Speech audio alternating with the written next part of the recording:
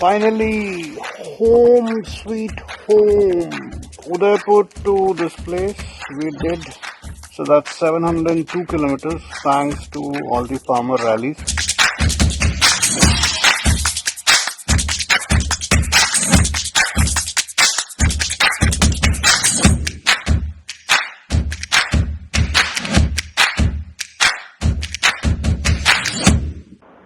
This was the last video that I shot on my way back to Delhi when I was completing the temple trail. And the last stretch of 702 kilometers, I did all kinds of terrains thanks to the Kisan rally that has been happening, and they had blocked the way. And my jazba, it was just phenomenal across the terrains that I crossed on that particular night. तो पिछले 2 साल में और 22,500 kilometre पे what all modifications I did, bike ने कैसा perform किया, मेरा कैसा एक्सपीरियंस रहा, I will share all this details. So I will just see you on the other side of the branding.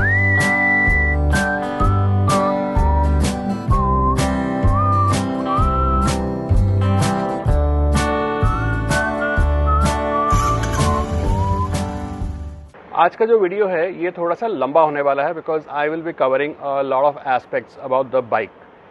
तो what you can do is, ये नीचे जो टाइमलाइन है ना, सारा टाइमलाइन मैंने अलग अलग कोड कर रखा है, what all topics I will be covering, और जो भी आपके लिए रेलेवेंट है, if there is anything specific जो आप जानना चाहते हैं, you can straight away skip to that particular part of the timeline and watch the video. Now the first thing that I'm going to talk about is the seating. Now regarding the seating, I have made a video earlier as well. You would have seen it. अगर आपने नहीं देखा, ये रहा, मैं इसका link दे रहा हूँ, आप उसको देखिए. Now I am not exactly a city kind of a rider. मैं सिटी में ज़्यादा राइड नहीं करता हूँ. I do more of touring. अब टूरिंग जब हम करते हैं तो इसका जो स्टॉक सीट होता है, which is more like a bench, बिल्कुल एक स्ट्रेट जैसा होता है, it is definitely not helpful. I have 2 medical conditions और मुझे उसके वजह से मेरा जो सीटिंग है उसको बहुत ज़्यादा कस्टमाइज करना पड़ा है. Now there are 2 problems that I have. First problem is the multiple slip discs that I have, and the second problem that I have is the tailbone rupture. अभी आपने देखा मैंने 702 किलोमीटर किया, तो मैनेज कैसे किया इस चीज़ को? How do I manage my backbone problem and the tailbone problem? Well, it was fairly simple. तो आइए आपको मैं दिखाता हूँ मैंने सीट में करा क्या है. जब हम बैठते हैं तो ये वाला जो एरिया होता है, this is where our bum is resting, and this is exactly where जो हमारा टेलबोन है वो भी सरफेस को टच करता है. तो मैंने इस सीट पे क्या किया है, ये जो मैं एक ऐसे जो एक इमेजिनरी जो लाइन बना रहा हूँ, ये एरिया को मैंने एक तरीके से हॉलो कर दिया है. ये एरिया हार्ड है, ये पूरा एरिया हार्ड है, मगर यहाँ पर जो है ना ये एक्चुअली हॉलो है. एक अंदर मैंने खाली एक सिंपल सा एक फोम दे रखा है so as to hold the shape of this particular axle. The next thing that I did was the handlebar. You already know that I am using the Ardo motorcycle handlebar, which in itself is couple of inches, if not inches, couple of centimeters higher and broader than the stock handlebar, which has done quite well.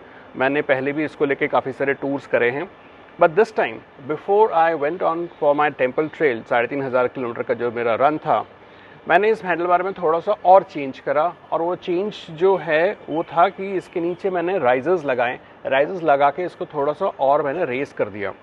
The seating and the handle bar they go hand in hand. The seating जो है but को पूरा जो lower back है उसको पूरा support करता है.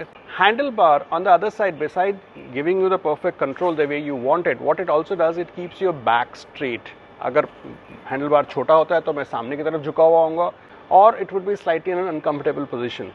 तो ये जो मैंने मॉडिफिकेशंस करा, AOM वाला handle bar and the handle riser जो मैंने लगाया, उसके वजह से ये this came pretty close to me. तो मेरा सिटिंग पोजीशन जो है बहुत ज़्यादा अपराइट हो गया. नॉट ओनली दैट, जब मैंने ऑफ रोडिंग करी, ऑफ रोडिंग अगर आपने नहीं देखा तो I did bit of an off roading. मेरा जैसलमेर वाला जो सेक्टर था, अगर आपने वो वीडियो नहीं देखा, ये रहा, मैं लिंक दे रहा हूँ, have a look at it. वहाँ पर भी स्टैंडिंग पोजीशन में जब मैं बाइक को चला रहा था, the handle bar was pretty close to me and I had a perfect control over the bike. The third and a very minor modification that I did, बहुत छोटा सा है, मगर ये एक मॉडिफिकेशन जो है ना मुझे किसी ने बताया नहीं था, थैंक्स टू यूट्यूब किसी का देखा, एंड मैंने कहा ये मॉडिफिकेशन तो मुझे भी करना चाहिए. And the modification is something simpler. It is just the adjustment of the clutch and the brake lever.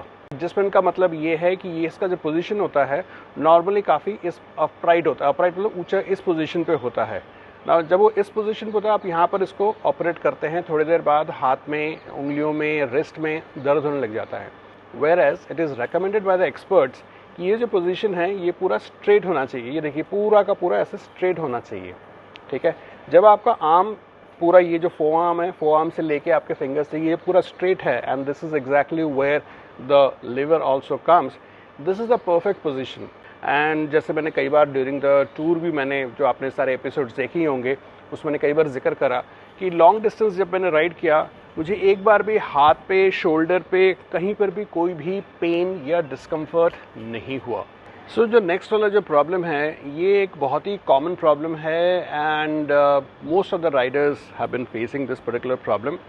जो स्टॉक मिरर जो आता है उसमें 50% of the mirror is usually blocked by the arm. हमारा ये जो एल्बो एरिया है वो पूरा का पूरा उसको ढक देता है एंड उसका एक सोल्यूशन, इनके इनफैक्ट दो सोल्यूशंस हैं।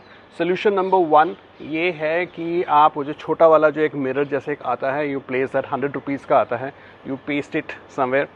या दूसरा ऑप्शन है जो थोड़ा सा एक्सपेंसिव वाला है, आप टूरिंग मिरर लीजिए। Touring mirror which is I think about for 4000 rupees, जो पूरा ऐसे एक्सटेंडर के साथ यहाँ पर आता है। You buy that kind of a mirror. Thanks to Swiss Auto ES group, the mirrors that they gave me, which is right over here, the black color mirror that they gave me are super amazing. Mirror का जो arm है ये भी इतना सही तरीके से ये क्रिएट करा हुआ है, इसका जो लेंथ है शायद स्टॉक से थोड़ा ज़्यादा है and the way it works is that you get the complete visibility. वो जो राउंड के अंदर you get the complete visibility, it does, your arm doesn't obstruct any part of the view. Yet another problem that we riders most often जब आप especially long distances करते हैं we face is the wind blast that happens on our face, जिसके वजह से थोड़ा tiring हो जाता है, हेलमेट के ऊपर प्रेशर आता है, ओवरऑल एक राइडिंग डिस्कम्फर्ट होता है। और उसका सोल्यूशन मुझे मिला from Carbon Racing. Thanks you guys for creating such an amazing stuff, Carbon Racing का windshield for the Interceptor. Now आज इसका एक मैं छोटा सा आपको रिव्यू देता हूँ कि हाउ गुड और bad this particular stuff is. तो इसके दो एस्पेक्ट्स के बारे में बताता हूँ। फर्स्ट एंड फॉरमोस्ट इसका डिज़ाइन। नाउ इसका जो डिज़ाइन है this is really good, okay, and काफ़ी हद तक ये विंड को ब्लॉक करता है and it does the job. Let's put it this way, it really does the job and it was very useful. काफ़ी हद तक इस जो टायर्डनेस आता है इसकी वजह से शायद मेरा टायर्डनेस, जो फटीगनेस जो होता है वो कम हुआ। So thank you Carbon Racing for making such a fabulous design. Now while the design is super fantastic, मुझे थोड़ा सा कंसर्न है regarding the quality of the material that's been used. Now I am assuming this is acrylic guys, I hope I got it right कि ये acrylic material है, this is not plastic. The quality of acrylic is not so good.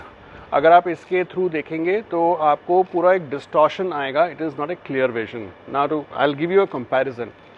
मैंने एक additional attachment लगा रखा है and this is from Prospex. ये एक एक्सटेंडर है, ये विंडशील्ड एक्सटेंडर है। अभी जो है मैंने इसको नीचे कर रखा था व्हेन आई वाज राइडिंग, इसको मैंने बिल्कुल टॉप पोजीशन पे कर रखा था। तो top position means it actually goes up by another inch. तो बेसिकली इसके ऊपर अनदर इतना ऊंचा जो है तकरीबन 3 से 4 इंच और ऊपर हो गया था। Both of them put together was a saviour for me. The quality of material that has been used for the Prospex is way superior. It is absolutely transparent, as in there is no distortion. The visibility or the vision is absolutely clear. और बड़ा ज़रूरी हो जाता है specially जब आप रात को या इतना अच्छा जब लाइटिंग ना हो, जब आप उस पर राइड करते हैं तो आप कई बार इसके थ्रू भी देखते हैं सामने आपको क्या दिख रहा है।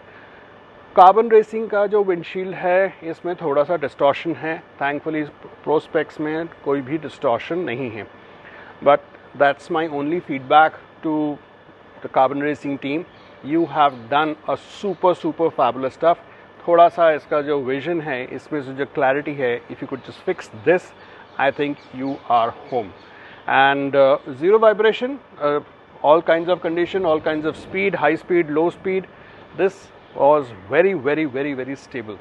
So very good job done, guys. During the temple trail in Rajasthan, जैसे मैंने कई बार जिक्र किया है कि we rode on all kinds of conditions and I got a chance कि मैं मेरे बाइक में जितने लाइट्स लगे हुए हैं, which is actually the head lamp and the 2 pairs of aux lamps जो लगा हुआ है, उसको पूरी तरीके से टेस्ट किया in all kind of conditions. Now before I tell you more about the aux lights, एक चीज़ आपके साथ शेयर करना चाहूँगा, वो ये है, you would have seen Lokesh was riding with me during Temple Train and he was on a Classic.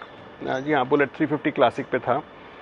He was lucky because he got a super fabulous light again from Douche of Swiss Auto.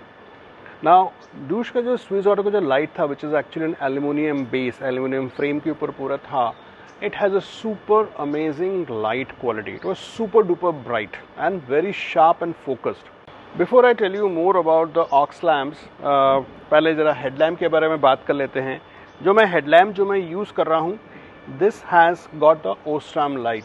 ओस्ट्राम का कौन सा वाला model, just look at the, हाँ ये descriptor में देख लीजिए, that's the light that I am using, which is a balance of white and yellow and again during in I rode in fog, जैसे आपने देखा ही था मेरा when I was coming back and it was nearly 2 o'clock at night and Gurgaon, before Gurgaon, that was a completely foggy situation and this light was able to pierce through that. जो मैंने bulb use किया है, it was able to pierce through that.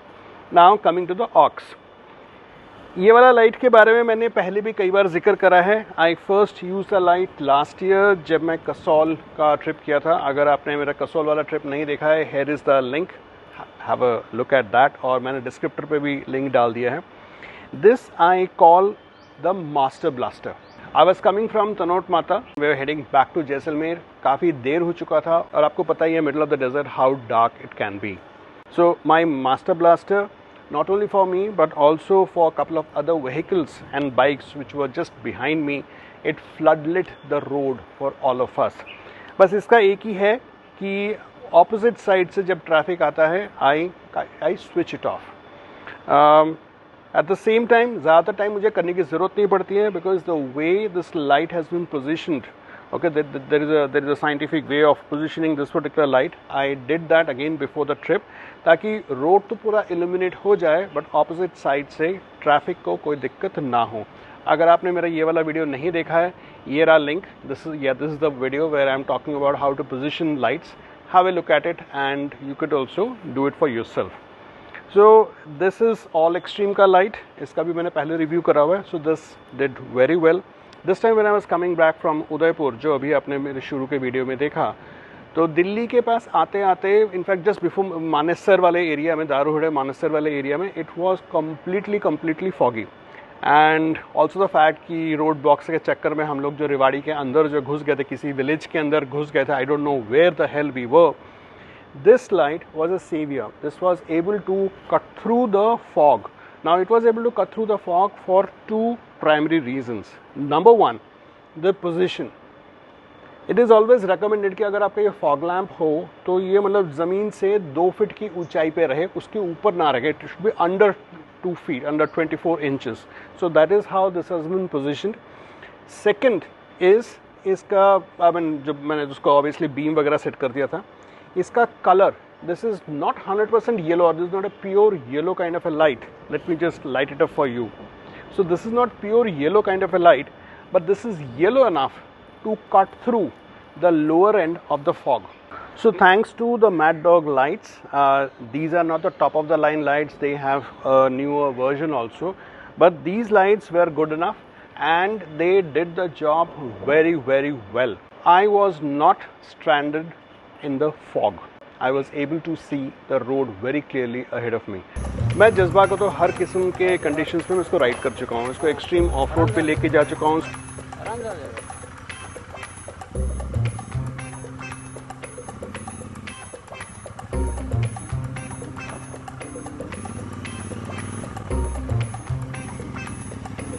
Smooth road, ये road, वो road, all kind of conditions में इसको ride किया है.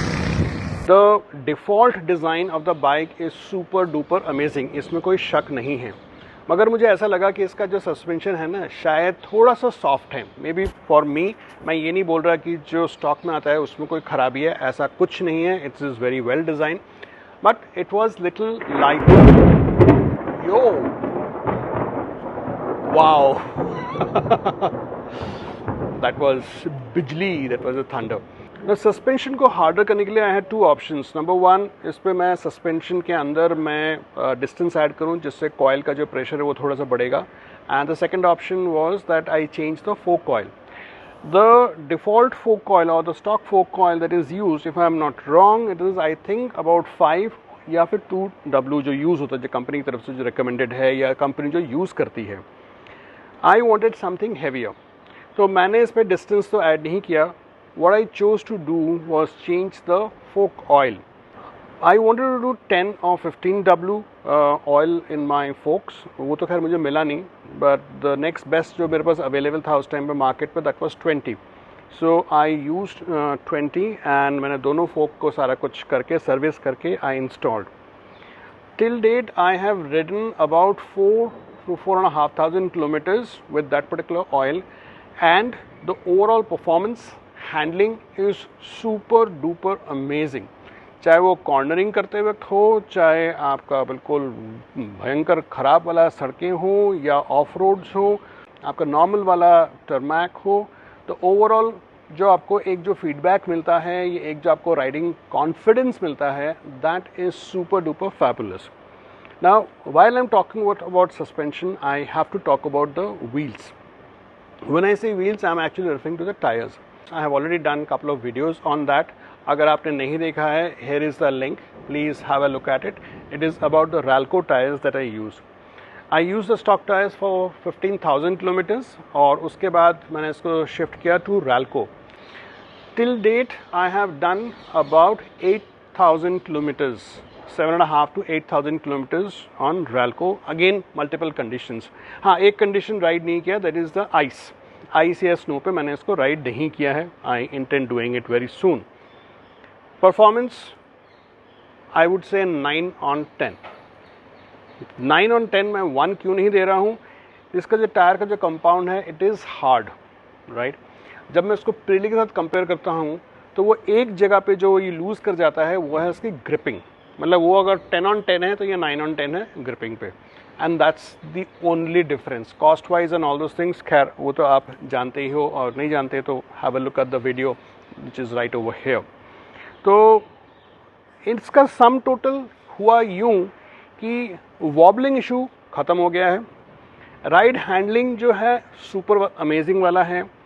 जब मैं ऑफ रोड कंडीशंस में जाता हूँ, बहुत स्मूथली बाइक निकलता है मेरा.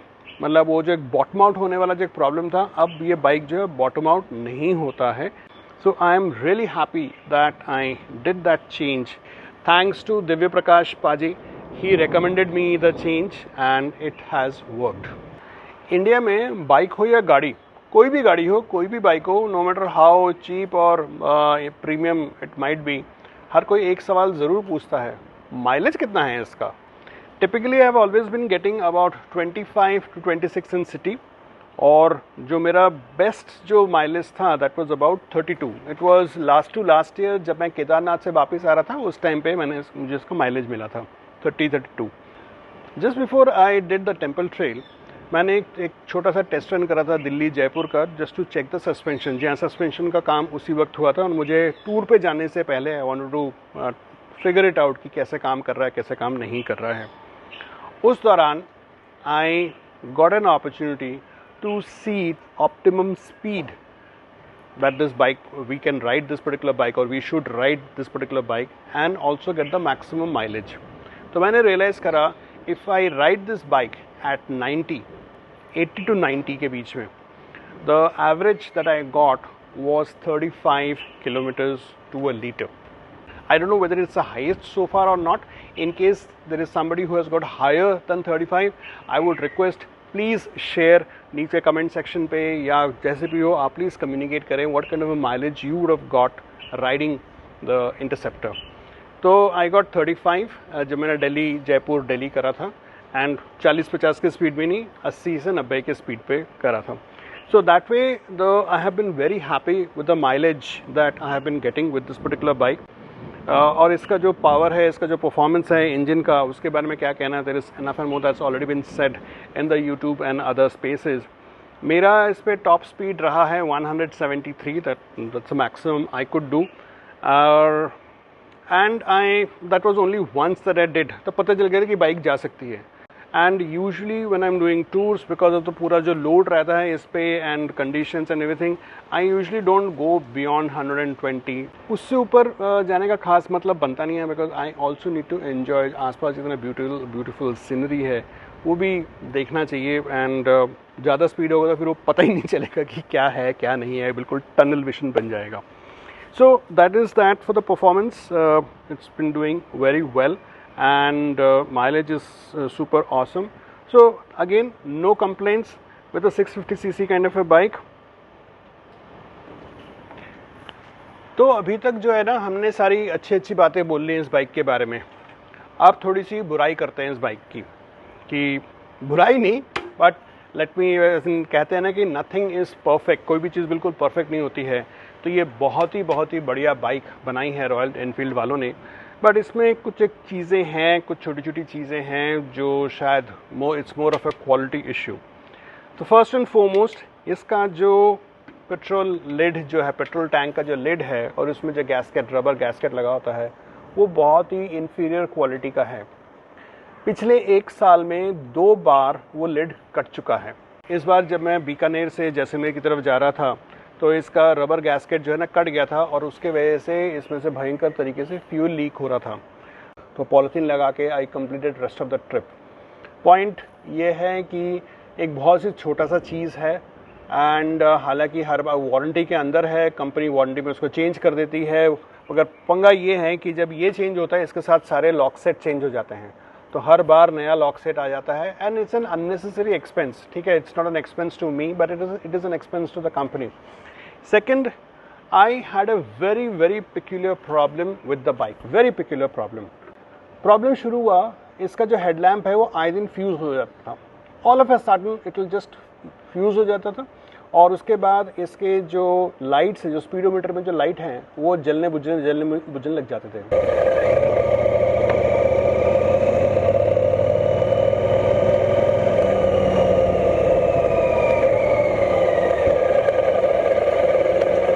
किसी को समझ में नहीं आया वो क्यों हो रहा था। हेडलैम्प्स, मैं कम से कम 5-6 हेडलैम्प्स उस चक्कर में मेरे गड़बड़ हो गए। कंपनी को दिया, कंपनी फिगर आउट नहीं कर पाया, करोड़ बाग में गया, कोई फिगर आउट नहीं कर पाया। कई लोगों ने मुझे ये बताया कि because I have these multiple aux lamps and all those things, शायद उसके वजह से बहुत ज़्यादा लोड पड़ रहा है, कहीं ना कहीं कुछ ना कुछ गड़बड़ हो रहा है।